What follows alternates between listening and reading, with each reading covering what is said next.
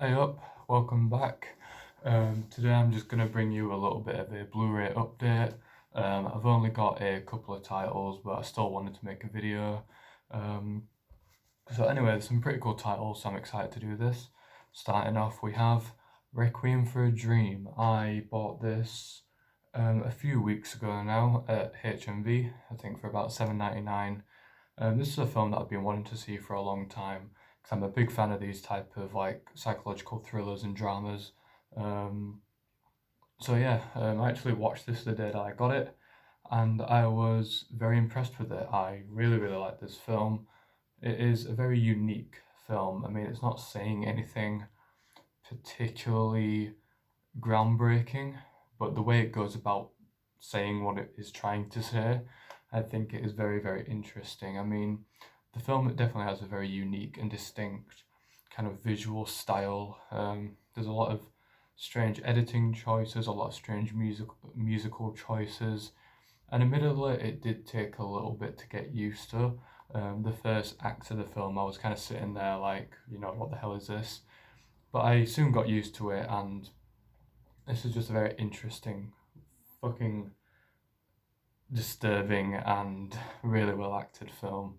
I was kind of expecting it to be somewhat similar to like Trainspotting, but it's really not. Like Trainspotting is a film that kind of has a lot of dark humor in it. This is played pretty much straight. Ellen Burstyn is definitely the best part of this film. She is a fantastic actress, and she definitely has the most interesting character. I love the way that it contrasts, the three heroin addicts with this kind of older lady who's not addicted to any sort of illegal narcotic, but is addicted to instead, you know, television and diet pills. She was super interesting, and I love the contrast. And again, it's directed with such distinction, and the performances are so good, and the last act of the film is really harrowing. Um, so yeah, just a great film. Can't really complain too much about it, and it's a great transfer. So yeah, Requiem for a Dream. And then the last thing I picked up is actually in this Amazon package. I'm gonna try to hide my address. Amazon package. So I'm pretty sure I know what this is. So let's open it and find out. There we go.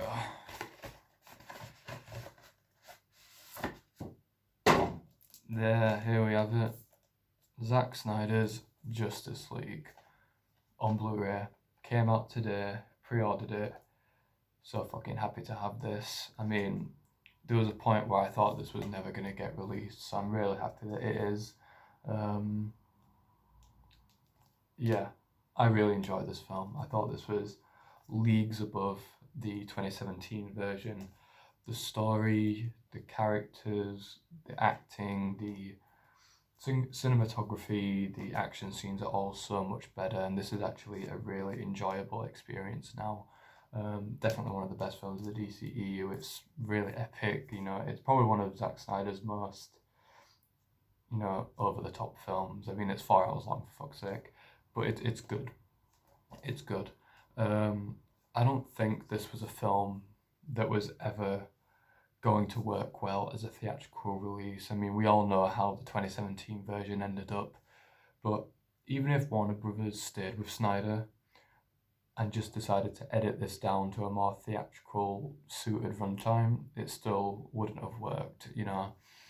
This is a film that needs to be at least 3.5 hours long for it to make sense, which is really the fault of the filmmakers and WB in general for rushing into this universe, because this film has a lot to set up and a lot to explain.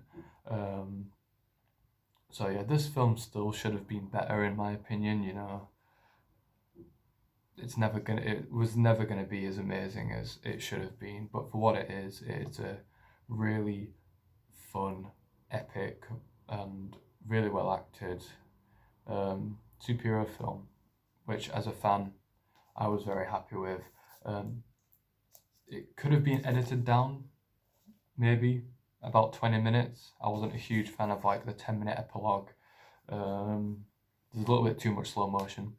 and there's a little bit too much expedition and everything, and it's still, you know, a pretty bloated film. But like I said, the reason why it's as long as it is because the filmmakers rushed into introducing all these characters at once.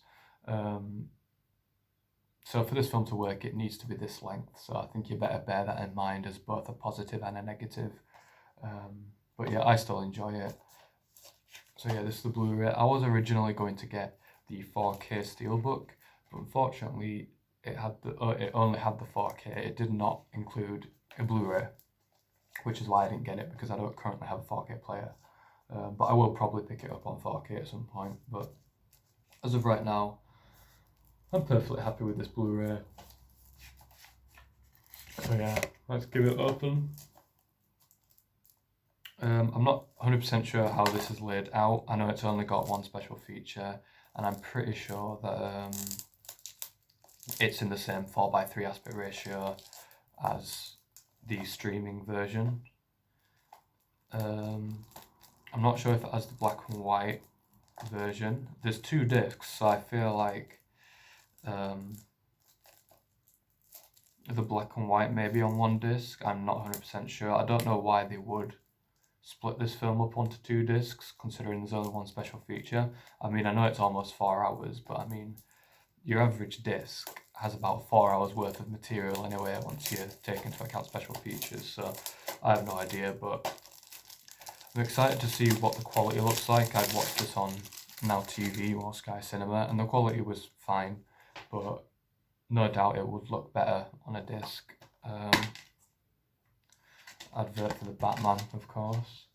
So you got disc 1 and then disc 2. So yeah, I'm probably gonna watch it tonight, so I'll have to have a look what's going on there with the 2 discs. But yeah, super happy to have this. I guess this is more of an unboxing than an update, but so yeah, those are the 2 films that I've got recently. I recently just started back at my old job, so hopefully I'm gonna have a little bit more money now to spend on Blu-rays. So yeah, there you go. Anyway, thank you for watching, and I'll see you in the next video.